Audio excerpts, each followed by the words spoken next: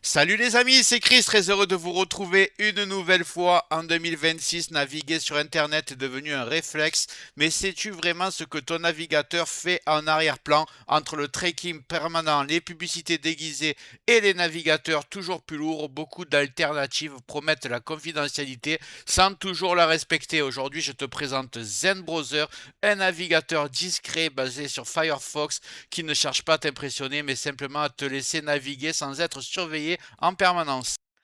Pas de marketing agressif, pas de compte obligatoire, pas de promesses irréalistes. La vraie question c'est est-ce que Zen Browser est une vraie alternative sérieuse en 2026 ou juste un énième projet de plus? Moi personnellement je l'adore mais on va voir ça ensemble concrètement juste avant.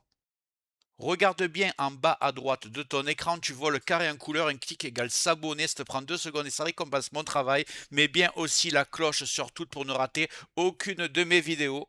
Sache que sur chaque vidéo, je te mets dans le descriptif les meilleures affaires Amazon du moment. Si tu veux booster ton PC, avoir du stockage, des adaptateurs, etc., tu mets ce qui t'intéresse dans ton panier, même si tu achètes pas maintenant. Chaque futur achat te coûtera pas plus cher et aidera le développement de ma chaîne. Je te remercie par avance. Allez, c'est parti.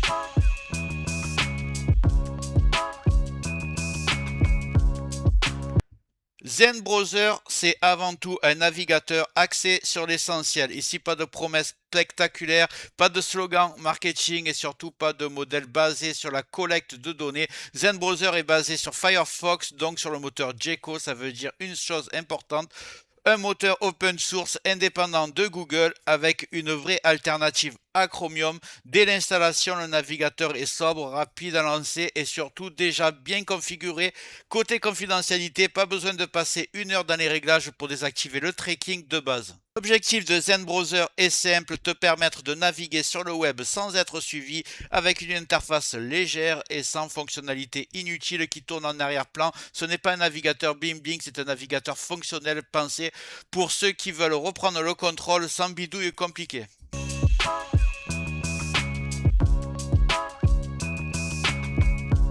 Je vais ouvrir mon navigateur et je vais taper Zen Bro. Oh, j'ai marqué Zen Navigateur en français. Ok. Zen Navigateur, je mettrai quand même le lien dans le descriptif. Annuler, donc là on va mettre download ici en haut à droite. Download for Windows, ok. Donc ça télécharge. C'est déjà fini. On va double-cliquer pour l'installer. Il y a le même logo que Firefox.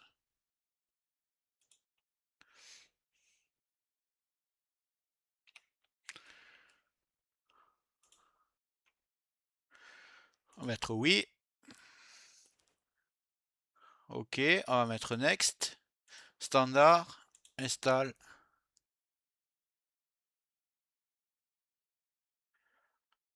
Voilà, là il y a son propre logo. On est bien.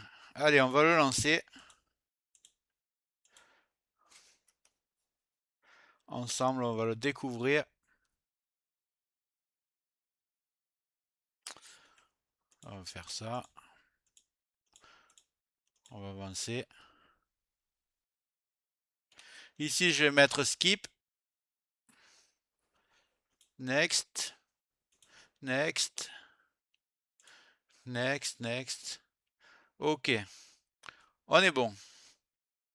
L'interface est volontairement minimaliste, pas de panneau envahissant, pas de widget inutile, pas de surcouche lourde. On retrouve une barre d'adresse claire, une navigation classique et lisible, des menus simples, compréhensibles immédiatement. Si tu viens de Chrome, Firefox ou Edge, tu n'es pas perdu. Si tu détestes les interfaces complexes, tu es clairement au bon endroit. Zen Browser mise sur une chose: ne pas te gêner pendant la navigation. Première chose que je vais faire, je vais cliquer sur les 3 points tout en haut à gauche et je vais le mettre en français, bien évidemment. Donc je vais aller sur Settings. Là, je vais descendre. Language et apparence. Donc on va descendre. Et ici, on voit la langue. On va mettre français. Voilà, c'est fait. Et voilà, tous les menus sont en français, comme ça. Vous me direz pas dans les commentaires, c'est pas en français, il est nul. Voilà, le navigateur est en français. Une fois ceci fait, ce que vous faites nouvel onglet. Donc vous voyez que ça ressemble énormément à Arc. C'est exactement la même interface, sauf que Arc a été abandonné le projet. Là maintenant c'est un browser. Donc quand vous faites nouvel onglet, vous faites par exemple YouTube. Voilà, vous allez ouvrir une page. Une fois que vous êtes sur YouTube par exemple, vous pouvez cliquer sur l'onglet avec le gauche et le glisser vers le haut. On va faire par exemple aussi, je sais pas, un nouvel onglet. On va mettre l'équipe par exemple. Voilà, vous êtes sur l'équipe, vous le mettez vers le haut, vous faites un peu les comme vous avez l'habitude de faire. La pause par exemple. Donc là, hop. Donc voilà, vous avez compris le principe. Là, donc les favoris sont en haut. Vous pouvez aussi les faire glisser là. Alors ça peut être intéressant. Alors si je fais par exemple nouvel onglet, Hotmail. Voilà. Je suis sur l'onglet connexion Hotmail. Et je le glisse en haut. Et je peux aussi le mettre ici dans Essentiel. Et en retirer. Donc là, je clique au droit, retirer d'essentiel. Retirer d'essentiel. Et retirer d'essentiel. Imaginons que maintenant vous faites nouvel onglet. Et que vous faites Gmail. Voilà. Donc se connecter. Voilà, on est sur la bonne page. Donc ici, vous le glissez et vous allez pouvoir le mettre ici. Alors l'avantage, c'est que quand vous allez vous connecter maintenant, dès que vous ouvrez votre navigateur, à un clic, vous avez accès à tous vos mails Gmail et à un clic, vous avez accès à tous vos mails Hotmail. Franchement, c'est très pratique. Donc c'est un des gros avantages. Après, là, quand vous voulez fermer les anciens onglets, vous faites juste la croix. Et un des gros, pardon, un des gros avantages de ce navigateur, c'est que vous pouvez créer des espaces de travail. Par exemple, créer un espace. Imaginons que je vais l'appeler réseaux sociaux. Voilà. Créer un espace. Là, je vais par exemple ouvrir Facebook. Voilà, une fois dessus, je le glisse en haut. Là, je vais faire, je sais pas, X par exemple. Voilà, je le glisse en haut. Je vais prendre Instagram. Une fois dessus, tac, je le glisse en haut. TikTok. Voilà, tac, on est bon. Sur une autre, par exemple, je vais faire. Donc là, on va créer un autre espace. Voilà, c'est l'espace où il y a tous mes réseaux sociaux, par exemple. Si j'en crée un autre, d'ailleurs, vous pouvez faire avec les mails aussi, mais si là, je marque, par exemple, YouTube. Voilà, je crée mon espace. Mon espace YouTube pour travailler, là, je vais mettre donc YouTube, évidemment. Donc là, YouTube. Je le mets là. Là, je vais mettre YouTube Studio.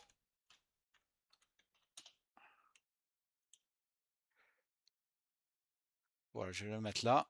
Pour ça, je suis pas connecté. vidIQ. Voilà. Les utilitaires, tout ce qui concerne Facebook. YouTube par contre. Voilà. Donc là, vous voyez, il y a des points en bas. Donc je peux passer d'un espace de travail là où il y aura tous mes favoris en vrac. Là, l'espace où il y aura tous mes réseaux sociaux. L'espace où il y aura que mes YouTube. Vous pouvez faire un espace où il y aura tous vos adresses mail, par exemple, si vous en avez plusieurs. Si vous faites jouer au paris sportif, voilà, un espace paris sportif avec Winamax, Bwin et tout ça. Donc voilà, c'est vraiment très très pratique pour se retrouver et naviguer.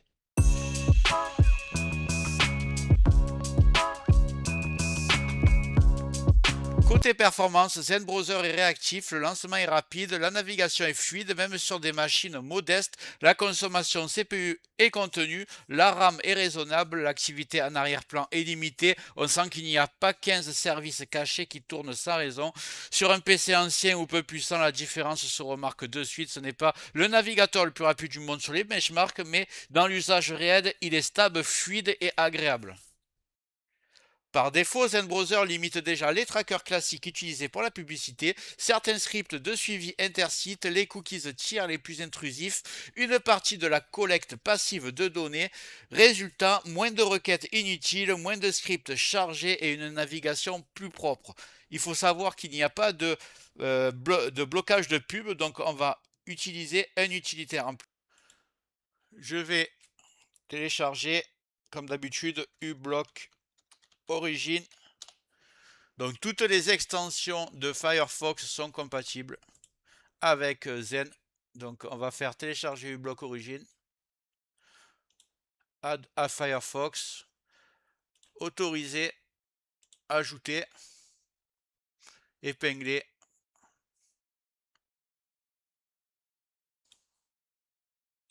Une fois que ça sera installé, vous voyez ici vous avez votre barre d'adresse. Donc si vous voulez, faites clic droit copier quand vous voulez copier une barre d'adresse. Mais vous avez aussi ce petit menu là avec les barres. Et quand vous cliquez, vous voyez que uBlock, les extensions sont ici. Donc voilà, si sur un site, vous devez le désactiver pour un site, vous cliquez ici et vous ferez donc ici désactiver pour que le site s'affiche correctement.